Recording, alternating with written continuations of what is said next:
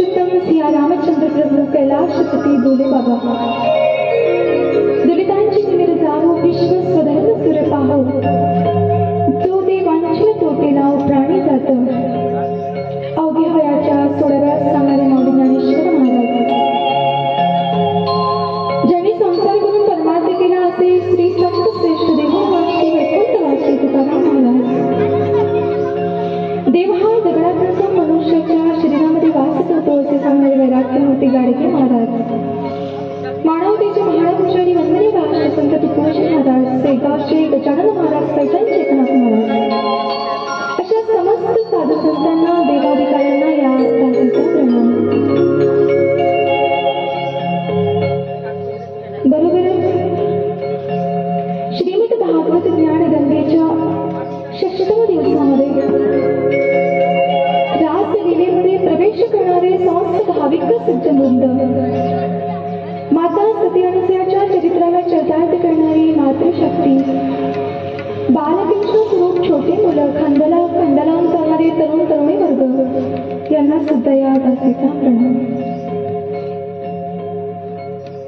कालच्या कथेमध्ये आपण श्रवण केलं की भगवंतांनी आपल्या भक्तांचं रक्षण कसं केलं.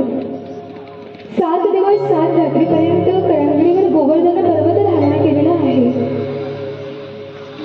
ज्यावेळेस आपल्या भक्तांवर संकट येत असतात तेव्हा भगवंत हा आपले सर्व काम सोडून भक्ताच्या रक्षणाकरिता धावत पडत सुटत असतो.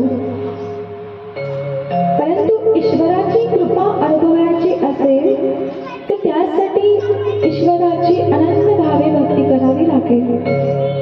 आधी त्याचे भारे मग देव तुमच्या मरणी मरे, आधी ईश्वराचं भाव लागेल. आधी त्याला ओळखावे मग अनन्य भावे भगावे, आधी त्या देवनामाच्या वस्तूची ओळख असायला हवी. मग देवाला ओळखायचं कसं? देव आहे तरी कुठे? देवाला कान हात पाय नाक आहेत का? असे म्हणूनच गोपींनी भगवंताचं दर्शन केलं किंवा दैनंदिन जीवनामध्ये जोपर्यंत ईश्वराची सेवा करणार नाही तोपर्यंत इतरत्र कामे गोपी करत नव्हत्या. गो म्हणजे इंद्रिय आणि ती म्हणजे तुम्ही. जो व्यक्ती इंद्रियावाटे ईश्वराचं रसपान करतो त्याला गोपी असे म्हणतात. या समस्त पृथ्वी मंडळावर जे काही आहे ते गोपी स्वरूपात आहे. जो व्यक्ती ईश्वराची कथा श्रवण करतो, वैष्णव नाम यतः शंभो, आणि आजच्या रास ज्या ठिकाणी वृंदावनाला रास चाललेली होती त्या ठिकाणी भोले बाबा सुद्धा गोपीचं रूप धारण करून त्या ठिकाणी आलेले आहे. आणि रासमध्ये प्रवेश करत असताना मनुष्याला समाधी अवस्थेमध्ये त्या रासमध्ये प्रवेश करावा लागेल. कारण भागवत समाधी अवस्थेमध्ये लिहिल्या गेलं, समाधी अवस्थेमध्ये सांगितलं गेलं आणि समाधी अवस्थेमध्ये श्रवण करावं लागेल. भगवता भक्तम इति भागवत, भगवत्या भक्तम इति भागवत. भागवतामध्ये त्याग, भक्ती, ज्ञान, वैराग्य या सर्व गोष्टींचा समावेश आहे. परंतु चैतन्याने ईश्वराला जागरूक करायचं म्हटलं, त्याला जर आपलंच करून घ्यायचं म्हटलं तर त्यासाठी काय हवं असतं? एक सगुण भगवंत आहे आणि एक निर्गुण भगवंत आहे.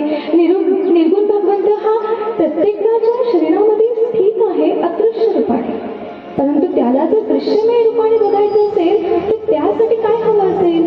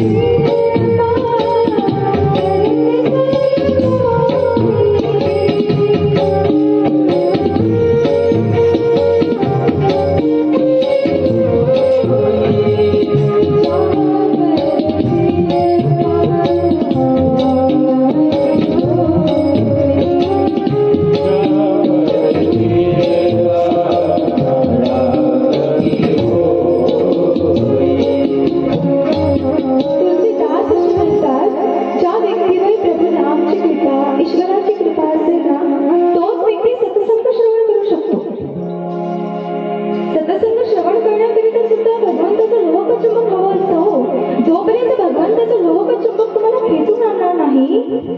या रासलीलेमध्ये, भागवत गंगेमध्ये तुम्हाला समाहित करणार नाही.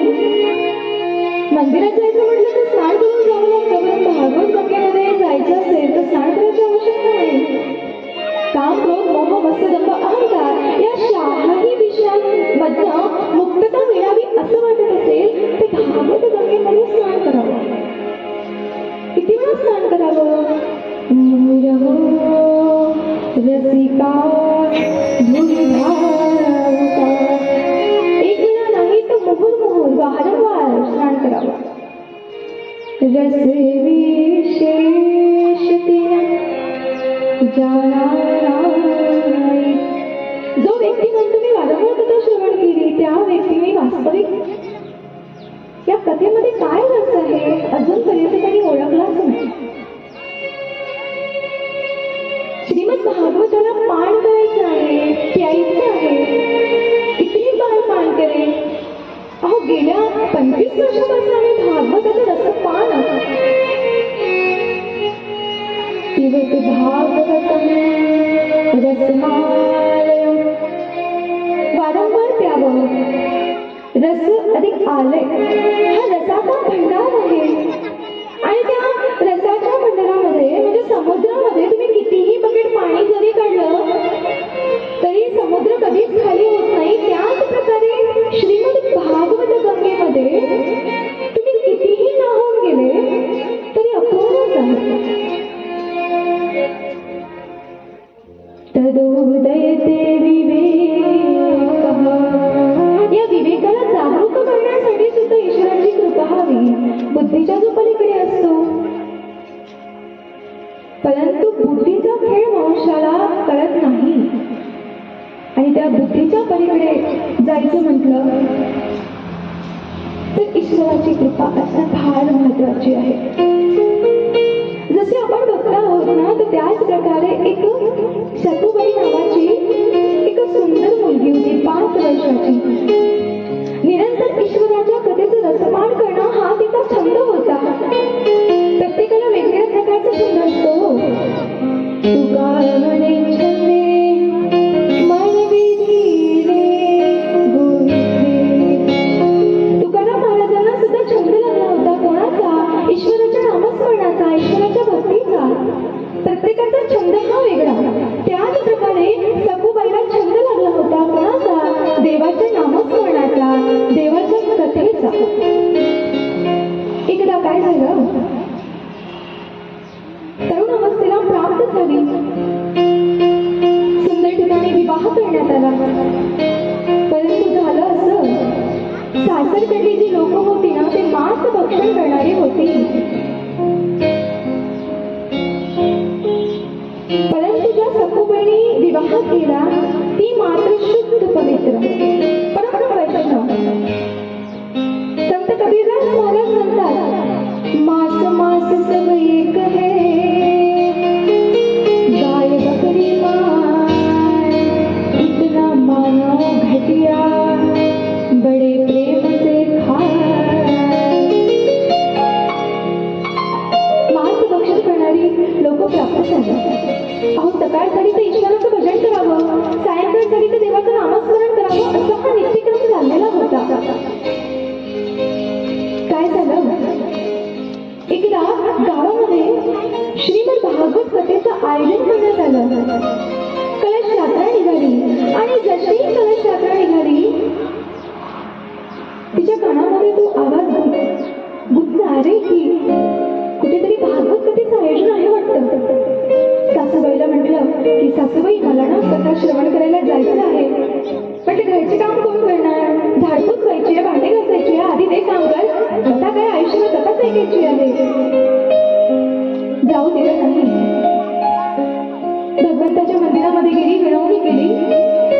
अरे कृष्ण, तुला तर माहित आहे ना, जन्मापासून मी तुझी कथा श्रवण करतो आणि तुझी कथा श्रवण केली नाही तर मला जेवण सुद्धा पचत नाही. अहो दुसऱ्या दिवशी पहाटे भगवान श्रीकृष्णाने सासूचं रूप धारण केलं. ज्यावेळेस सखुबाई पूजन करीत होती त्याच वेळेस सासू गेली आणि म्हटली, एक काम राहू दे, पूजा नंतर कर, जा. तुला कथा श्रवण करायची आहे ना, जा जा कथा श्रवण कर. म्हटले खरंच जाऊ का? हो हो खरंच जा. सुंदर अशी साडी परिधान केली, हातामध्ये आरतीचं ताट घेतलं आणि कथा श्रवण करायला निघाली. 7 वाजेपर्यंत कथा चालली. कथा श्रवण केल्यानंतर परत आली. आता सासूबाईने बाहेर हातामध्ये एक दंडा घेतला आणि उभी आहे की सोनूबाई जशी आहे तशी मी तिची खबर घेणार. सोनूबाईने घरामध्ये प्रवेश केला, हातामध्ये दंडा आहे आणि म्हणायला लागली, घरामध्ये अजूनपर्यंत दिवे लावले नाही आणि स्वतः मात्र कथा ऐकण्यासाठी गेली. अहो मारायला लागले. आणि मारत असताना सखूबाईच्या डोळ्यामधनं अश्रू बाहेर पडले आणि भगवान श्रीकृष्ण हे सर्व दृश्य पाहत होते. लगेचच कामाला लागली. काम करत असताना देवाचं नामस्मरण चाललेलं आहे आणि डोळ्यामध्ये अश्रू चाललेले आहे. अहो तत्क्षणात भगवान श्रीकृष्ण प्रगट झाले आणि दर्शन दिलं. आणि ज्यावेळेस दर्शन दिलं ना, त्यावेळेस सखूबाई म्हणायला लागली, माझा इतका छळ चाललेला आहे, तू कसं बघू शकतोस? सांगायचं तात्पर्य असं आहे की भगवंत भक्ताला त्रास देतो, परंतु तो त्रास सहन करण्याची शक्तीही देत असतो. आज एकादशी आहे. वारकऱ्यांचा, वैष्णवांचा परम उत्सव म्हटलं तरी चालतं. 3 नियम फार महत्वाचे. एक माळ, देवाचं नामस्मरण, चिंतन आणि एकादशी कधीही सोडायची नाही. एकादशीच्या दिवशी भोजन करणं वर्ज्य आहे. संत नामदेव महाराज ईश्वराचे अनन्य भक्त. भक्ती करत असताना भगवंतांनी काय ठरवलं की नामदेवाची परीक्षा घ्यावी म्हणून एक ब्राह्मणाचं रूप धारण केलं. जवळपास 90 वर्षाचे ब्राह्मण. 5 वर्षातील आतील मुलांनी एकादशी नाही केली तरी चालतं आणि 90 वर्षाच्या वर असतील त्यांनी नाही केलं तर चालेल, परंतु 5 वर्षाच्या वर आणि 90च्या आतील व्यक्तींनी एकादशी करावी.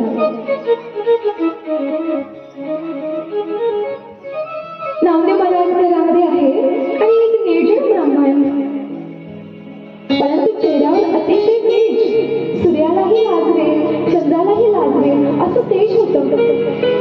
तो ब्राह्मण रस्त्याने येत होते आणि येत असताना जमिनीवर पडले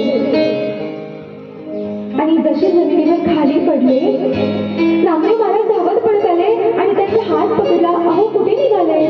इतकी म्हातारा वय झालं, कशाला फिरता? म्हणजे फार जोराची भूक लागली आहे, काही खायला मिळेल का? पुष्कळ दिवस झाले, पोटामध्ये अन्न नाही. म्हटले हो, आतमध्ये आहे. सुंदर असा पाठ टाकला आणि त्यावर त्या म्हाताऱ्या ब्राह्मणाला विराजमान केलं. ब्राह्मण देवता विराजमान झाले आणि नामदेव महाराज आतमध्ये गेले आणि फळाची टोकरी आणली.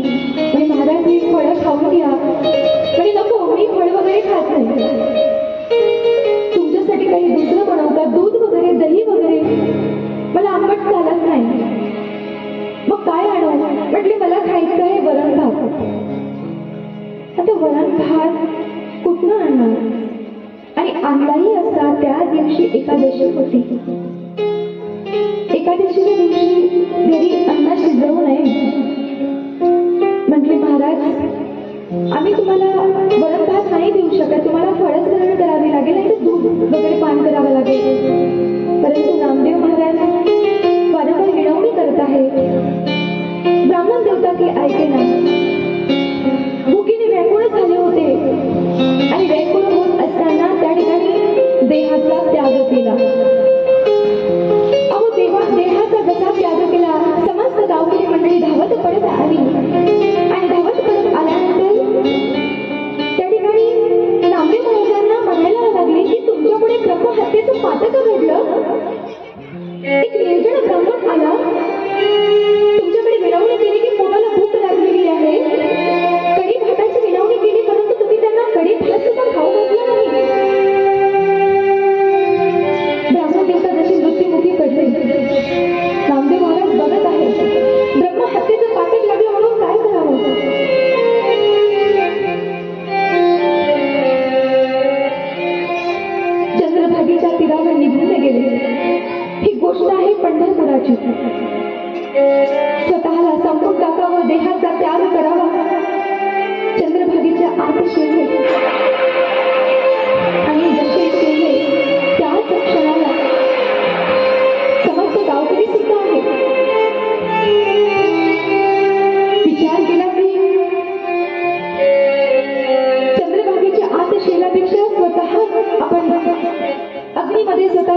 करून टाकावं. समस्त गावकरी मंडळी उपस्थित आहेत. ब्राह्मण ज्योतीचं स्नान झालं. नामदेव महाराजांचे समस्त परिवार अग्नी प्रज्वलित करण्यात आली आणि त्या ठिकाणी नामदेव महाराज अग्नीमध्ये प्रवेश करतील तेव्हा त्या ब्राह्मणाने चतुर्भुज रूप धारण केलं आणि नामदेव महाराजांचा हात पकडला.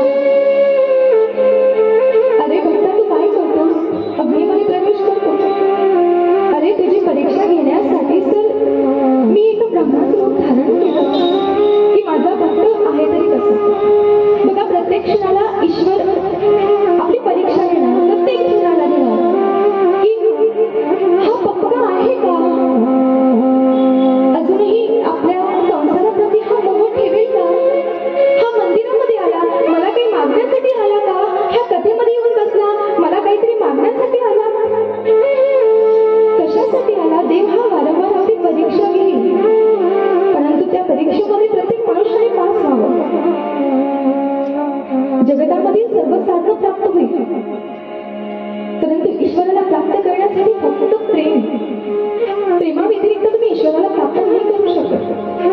गोपिकांनी सुद्धा ईश्वरावर अतोनात प्रेम केलं होतं. जसं तुम्ही छोट्याशा आपल्या मुलावर करता ना, जसा तुमचा मुलगा 5 वाजता शाळा सुटल्यानंतर जर चुकून त्याचा 6 वाजता घरी आला तर आई वारंवार दरवाजावर पाहत असते, अरे माझा मुलगा आला नाही, माझा मुलगा आला नाही. स्वतःच्या मुलाला पाहण्यासाठी जेव्हा आई धडपडत असते, पती जर बाहेर गावी गेले असेल, त्यांनी सांगितलं असेल अगं मी सायंकाळी 7 वाजता पोहोचतो, अचानकपणे त्यांचं आगमन जर 8 वाजता झाला तर पत्नी वारंवार विचारते, हो तुम्ही 1 घंटा लेट झाले, कुठे गेले होते.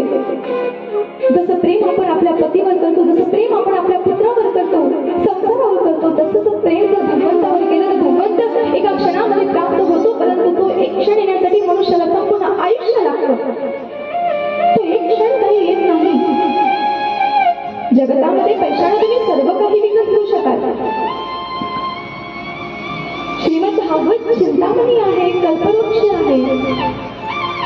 एकदा फक्त प्रेमाने त्याला आवाज द्या, एकदा भाव पूर्ण त्याला आवाज द्या. सर्व काम सोडून नाही आला तर मग मला विचार.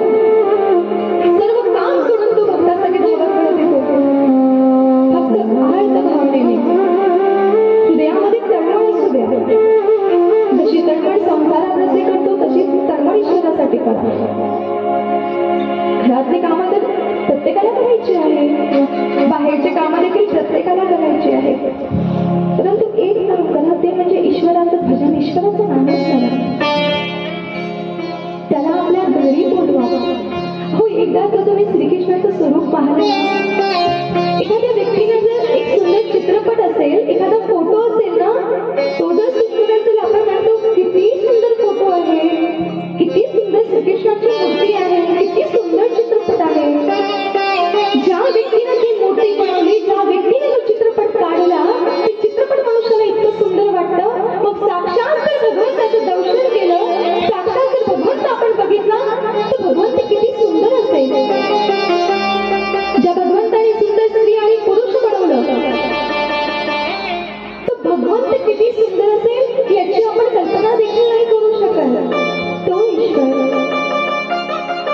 आणि जो व्यक्ती आजच्या कथेमध्ये प्रवेश करतो ना, आजची कथा ही लाख कथा आहे. या कथेमध्ये कामाला प्रवेश नाही, या कथेमध्ये फक्त एका जीवाचं ईश्वरासोबत मिलन आहे. असंख्य गोपी आपल्या घरी स्थित आहे. शरद पौर्णिमेची रात्र आहे. शरद पौर्णिमेला चंद्र हा पूर्ण निघतो.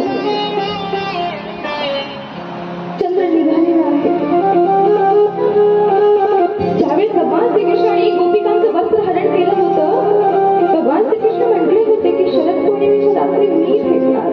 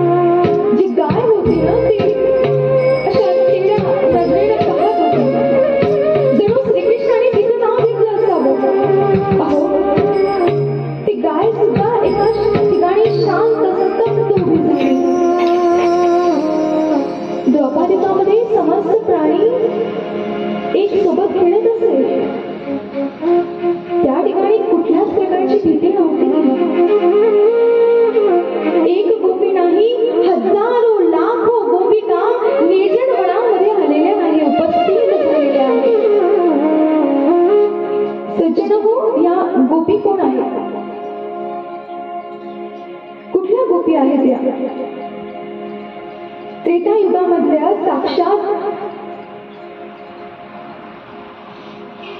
रामजी जेव्हा त्यांना वनवास झाला होता आणि वनवास झाल्यानंतर दंडक वनामध्ये काही ऋषी बसलेले होते तप करण्याकरता. प्रभू श्री रामजी निघालेले आहे. त्या दंडक ऋषींना असं वाटलं की हा किती सुंदर पुरुष आहे आणि या पुरुषाची जर सेवा आम्हाला करायला प्राप्त झाली तर आमचं किती अहोभाग्य. तर ते दंडक ऋषी द्वापार युगामध्ये गोपिका म्हणून आलेले आहेत. ज्यावेळी भगवान श्रीकृष्णाने वामन अवतार धारण केलं, बली महाराजांकडे गेले. बली हे दैत्य होते. त्यांच्याकडे मत्स्यकन्या होत्या. त्या मत्स्यकन्यांना असं वाटलं की हा पुरुष जर आम्हाला पती स्वरूपात प्राप्त झाला तर आमचं किती अहोभाग्य. तर त्या मत्स्यकन्या, दैत्यकन्या आणि दंडक वनातले ऋषी हे समस्त द्वापार युगामध्ये गोपिका महापुराण की बालकृष्ण लाल की मौर्य महाराज की जय जय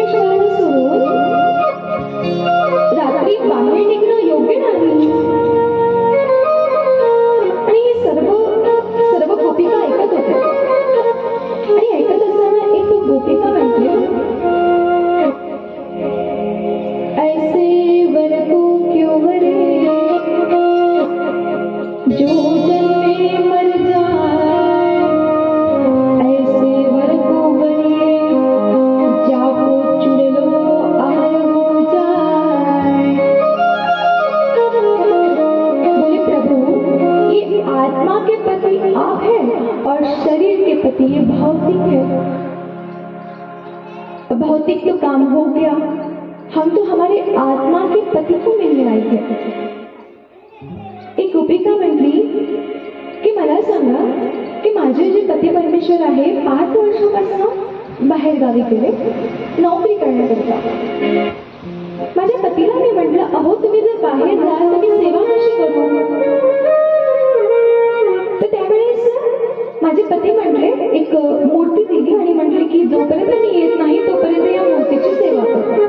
आणि नित्यनेमाने मी त्या मूर्तीची सेवा करायला लागले।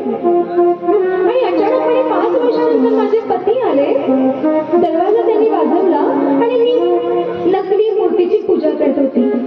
आता मला सांगा, मी त्या नकली मूर्तीची पूजा करू की जे दरवाजावर उभे आहे दरवाजा उघडून? म्हटले दरवाजा उघडला पाहिजे, असली पती आल्यानंतर नकली पतीचं काय काम? एक गोपिका हसायला लागली, म्हटले आमच्या या आत्म्याचे पती आपण आहात। काही गोपिका तरी खालची जी जमीन आहे ना, जमिनीची माती नखाणी पायाच्या नखाणी खुरदत होत्या। एक गोपी म्हटली कि प्रभु, सबसे पहले तो आप हमें बुलाते हैं और बुलाने के बाद हमारी परीक्षा लेते हैं और लुप्त हो जाते हैं। तो आपको हमें भगाना ही था तो बुलाया क्यों? बुलाया ही नहीं होता तो वो आती ही नहीं। बोले आई है तो कोई बात नहीं। बघा या ठिकाणी गोपिकांचं प्रेम बघा, प्रेम 3 प्रकारचे असतात। एक असते आप्तकाम, दूसरा आप्तराम और तीसरा होता है गुरुद्रोही। काही लोग ऐसे असतात, हाँ मैं प्रेम करता हूँ तो सामने वाले ने भी मुझसे प्रेम करना चाहिए। और एक ऐसा होता है, चाहे कोई प्रेम करे या ना करे, ये संसार रीझे ना रीझे, मेरा ठाकुर रीझ जाए हो गया। और तीसरा नंबर ऐसे लोग होते हैं जो स्वयं ईश्वर से प्रेम करते हैं लेकिन अपेक्षा कुछ नहीं रखते। हाँ मैं मेरा काम करूंगा, तू कृपा कर या मत कर, तेरी मर्जी। आणि या ठिकाणी गोपिका म्हणत आहे की तुम्ही तर या ठिकाणी गुरुद्रोही आहात। आधी आपल्या प्रेमाच्या जाळ्यामध्ये फसवता आणि लगेचच आम्हाला हाकलून ठेवता। बघा 9 वर्षाचे कृष्ण अगदी छोटेसे आणि गोपिका 50, 60, 70, 80 वर्षाचे, लाखो गोपिका। भगवंत भक्ताची परीक्षा घेतात, एक वेळा नाही वारंवार परीक्षा घेतात।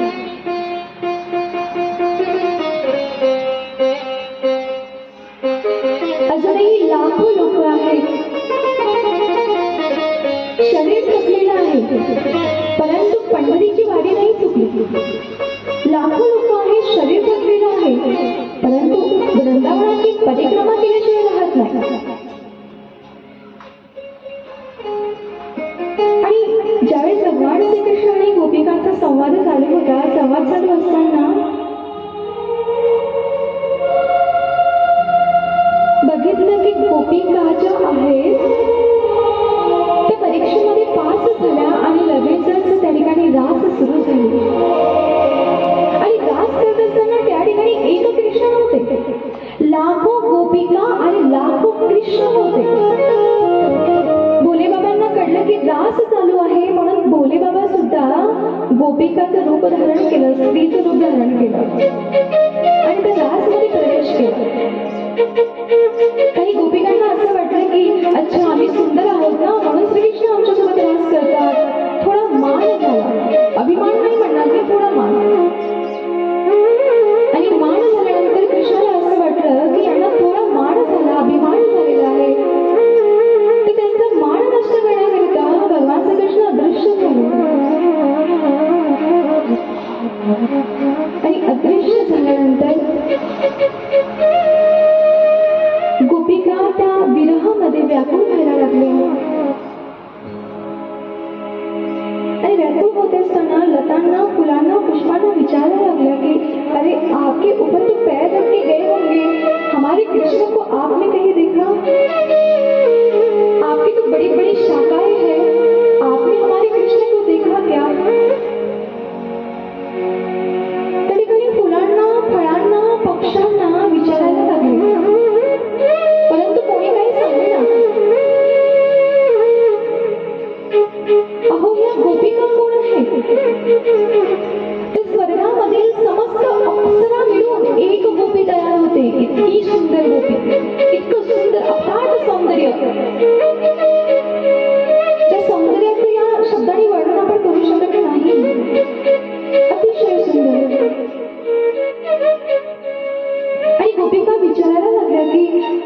कृष्ण आपले देखा, परंतु कोणीही काही बोलत नाही आहे.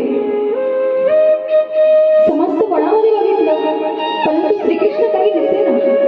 भगवान श्रीकृष्ण दिसत नाही, म्हणून समस्त एका ठिकाणी बसलेले आहे धीर करून, आणि गोपी गीतचं गान करायला लागल्या.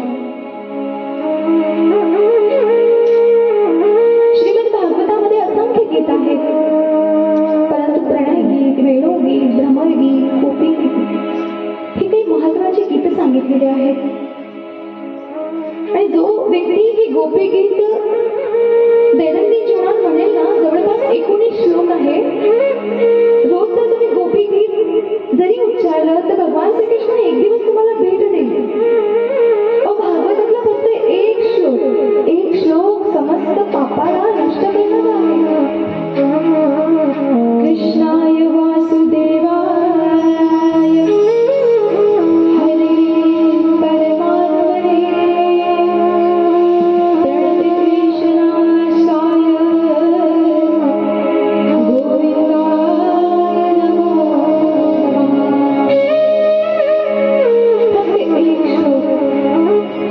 एक श्लोक जरी उच्चारला ना तर मनुष्याचं समस्त दुःख, समस्त दारिद्र्य नष्ट होऊन जातं. बलहाय पीडं नटवयवपुः कर्णयो कर्णिकार विप्रदवास्य कणककपीशं वैजयन्तीं जमालां गन्धां वेणो ददलसलया पूरयन् गोकुलन्दे वृन्दाय सकलरमणं प्राविशत् गीतप्रीतिः.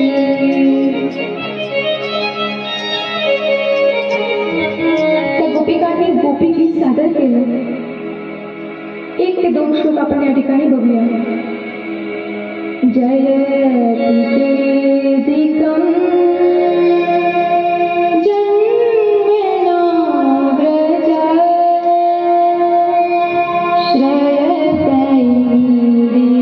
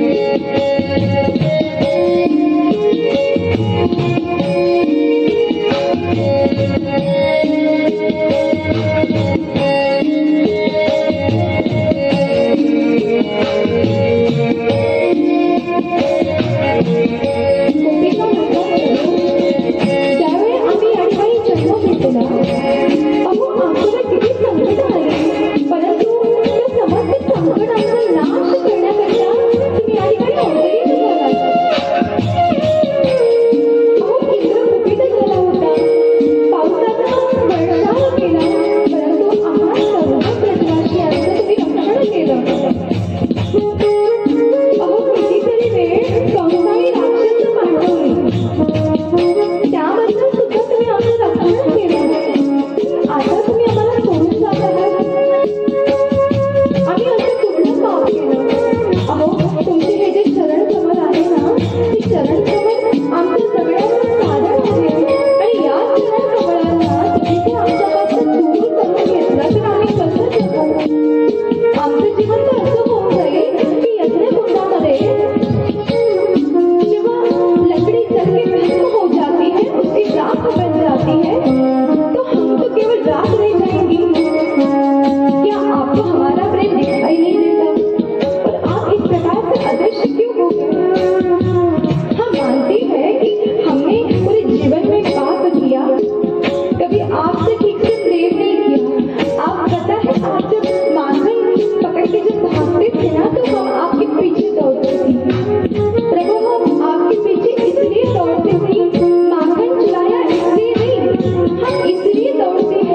कि बड़ी धूप तप रही है, आप अपने पैरों में पादुका भी नहीं पहनते, तो आपके पैर जल ना जाए इसलिए हम दौड़ते हैं कि आप मत भागो, आपको जितना माखन खाना है आप खा सकते हो। तो इसी श्री चरण कमल को आप हमसे दूर क्यों ले जा रहे हो? हमसे कोई गलती हो गई तो हमें डांट दो, फटकार दो। जैसे कोई बच्चा गलती करता है तो माँ उसे तनिक डांट देती है, फटकार देती है, लेकिन कुछ समय पश्चात लोरी गा करके उसे सुना भी देती है। तो उस प्रकार आप तो जगत पिता है, जगत पति है, देव देव जगत पति, इस विश्व के पति है। हम तो आपकी संतान है, पर इस प्रकार से आप नाराज हो जाएंगे तो हम कहाँ जाएंगे प्रभु?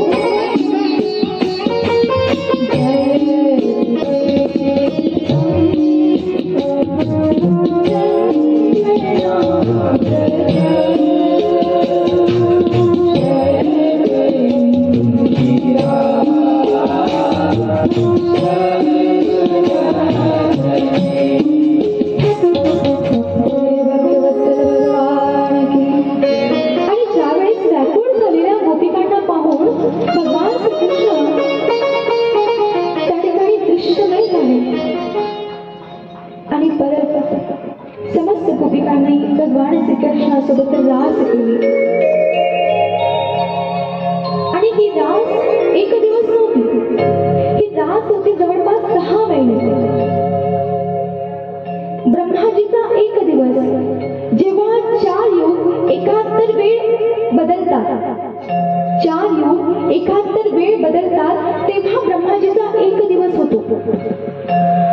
आणि ही रास होती ब्रह्माजीच्या दिवसाप्रमाणे, म्हणजे जवळपास 6 महिन्यापर्यंत ही रास भगवंतांनी त्या निर्जळ वनामध्ये केली। आणि मला सांगा 6 महिन्यापर्यंत कुठली स्त्री बाहेर राहू शकते का?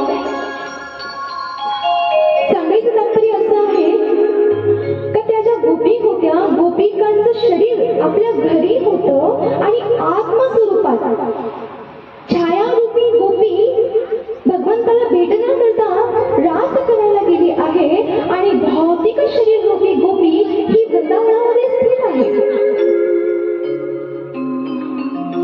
आणि आजही भगवान श्रीकृष्णाची रास वृंदावनाला रोज अजूनही बघायला मिळते। जसं निधिवन आहे, वृंदावनामध्ये निधिवन, त्या ठिकाणी तुम्ही बघाल ना सर्व झाडं अशी आहेत एकमेकाला गुंडाळलेले, म्हणजे मध्यस्थी श्रीकृष्ण आणि अवतीभोवती जे तुम्हाला डाल्या दिसेल ते सर्व गोपिका अजूनही आहेत, कधी गेले तर बघून या। निधिवनला अजूनही रास भगवान श्रीकृष्ण करतात। सांगायचे तात्पर्य असे आहे की अजूनही ती रात्र संपायची आहे, ज्या रात्री भगवान श्रीकृष्णाने समस्त गोपिकांसोबत रास केली। लाखो कृष्ण त्या ठिकाणी आहे, एक श्रीकृष्ण भगवान, एक गोपी भगवान श्रीकृष्णाचे चरण स्पर्श करत आहे, दुसरी गोपी आलिंगन देत आहे, तिसरी गोपी भगवंताला निहारत आहे। असंख्य कृष्ण, असंख्य गोपिका। आणि ज्यावेळेस रास संपन्न झाली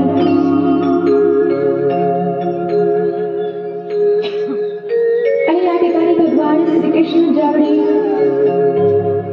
वृंदावनामध्ये आलेले आहे